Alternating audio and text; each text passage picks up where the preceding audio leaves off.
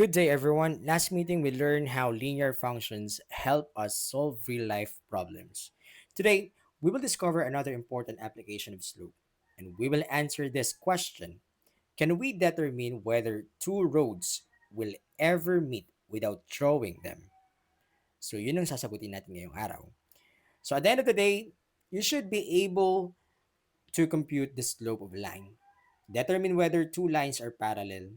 Distinguish lines or parallel lines from coincident lines and justify your answers mathematically. So let's begin with a quick review. Naalala nyo pa ba ito? We have to find the slope line through of the line through 1, 3, and 4, 9. Of course, ang gagamitin natin dyan is the 2-point slope. We have m equals y of 2 minus y of 1 over x of 2 minus x of 1. So ang second y natin is 9. Ang first y natin is 3. Okay? And then divided by the second x is 4 and first x is 1. Okay? So 9 minus 3, that is going to be 6. 4 minus 1, that is 3. And divide this one, 6 divided by 3 will give us m equals 2. Okay? So the slope is positive 2. So imagine two newly constructed roads in the subdivision. Without looking at the map, can we determine if they will ever meet? Again, yan ang sasagutin po natin ngayon.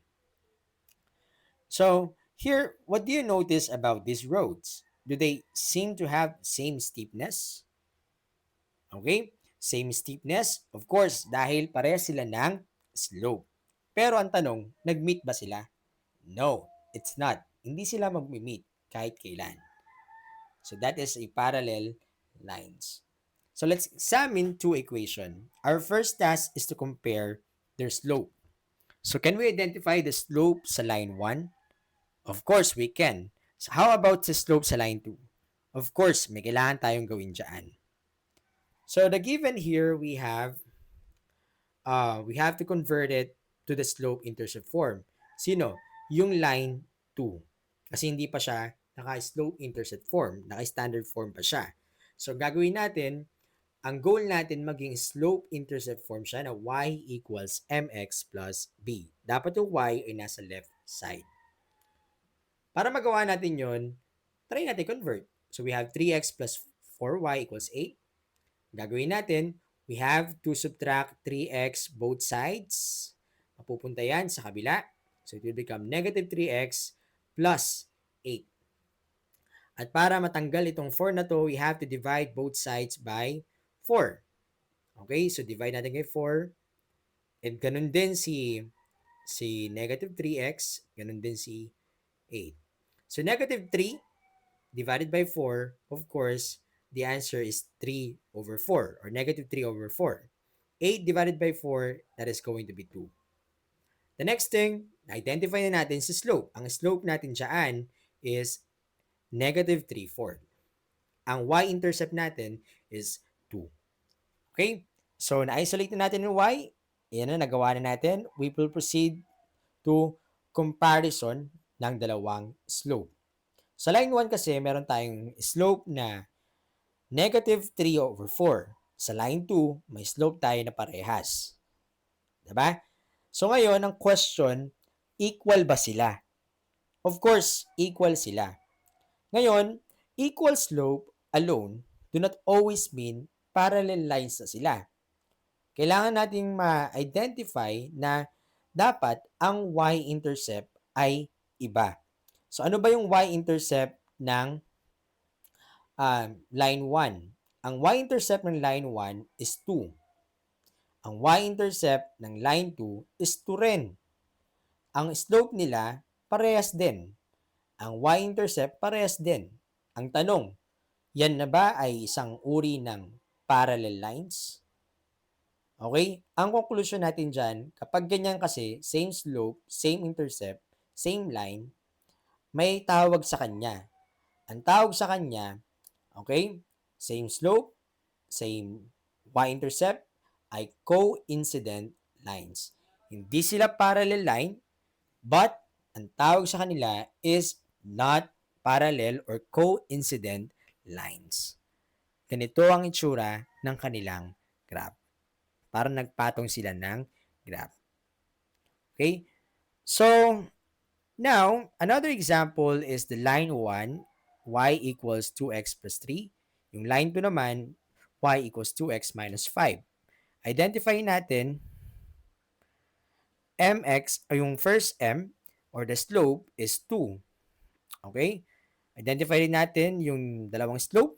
Identify natin yung dalawang y-intercept. Again, sa first slope ng first line natin, that is 2. Ganun din yung second line natin, 2 rin. Ang y-intercept natin is 3 sa first line. At ang y-intercept natin sa second line is negative 5. Okay?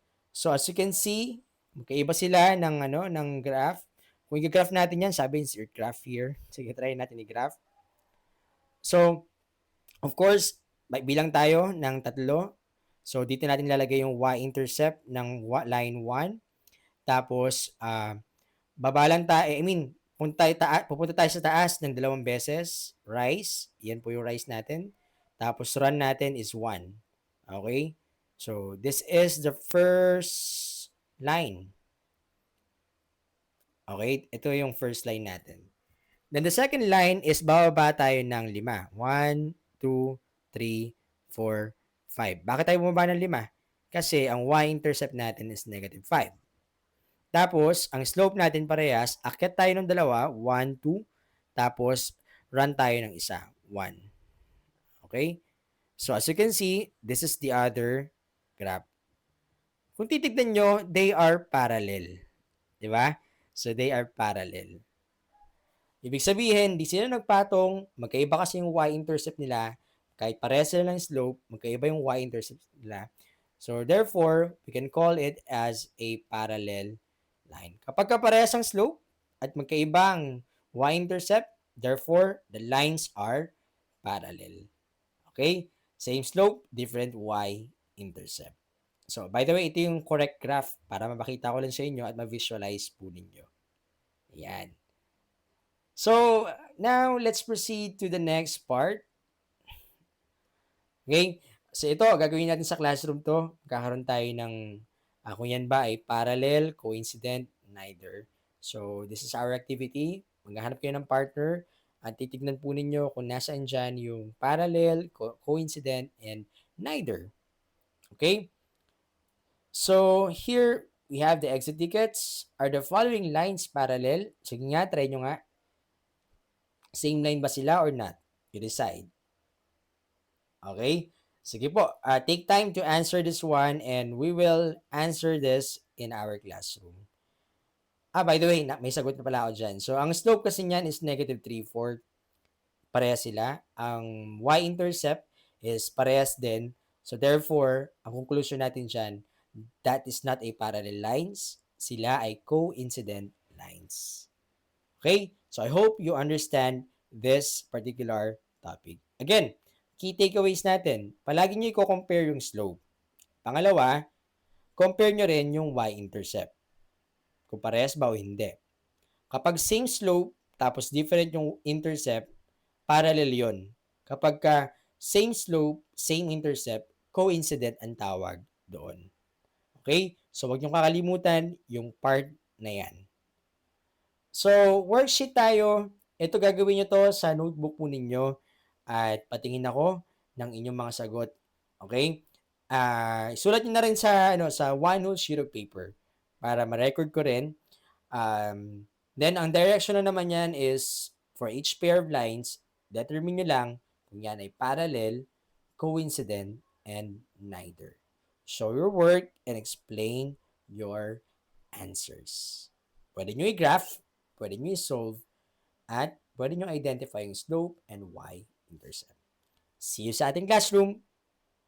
The next lesson, we will talk about the conditions of perpendicular line. Goodbye, everyone.